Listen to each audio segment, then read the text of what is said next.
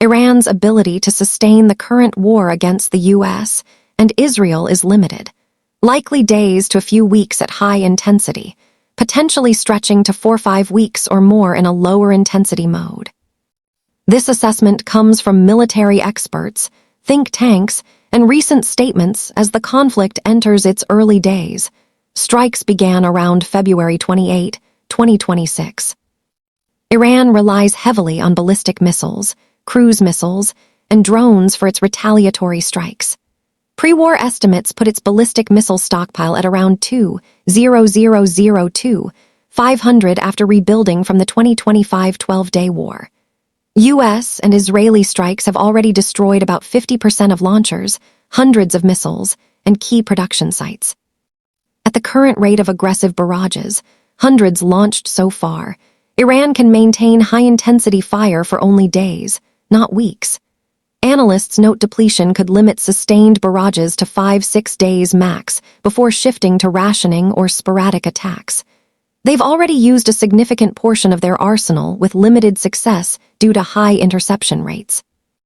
Air defenses are heavily degraded from prior and current strikes, and leadership losses, including Supreme Leader Khamenei, have created coordination challenges. The IRGC remains able to fight asymmetrically through proxies in Iraq, Syria, Lebanon, and Yemen, or via naval threats in the Strait of Hormuz, but not in a conventional prolonged fight against superior U.S. and Israeli air power. Economically, Iran faces severe strain from sanctions, high inflation, and now war damage to infrastructure and energy sites. No major external support can fully sustain a long conflict. Overall estimates vary. High-intensity phase, days to 1-2 weeks.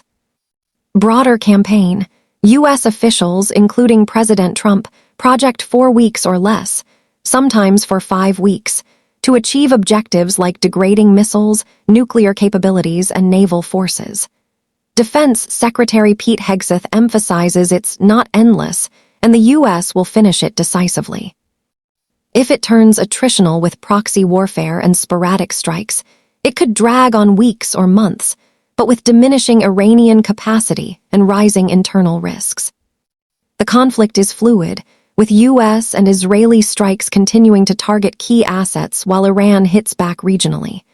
Disinformation is widespread, so rely on verified sources like CENTCOM, major outlets, or think tanks for updates.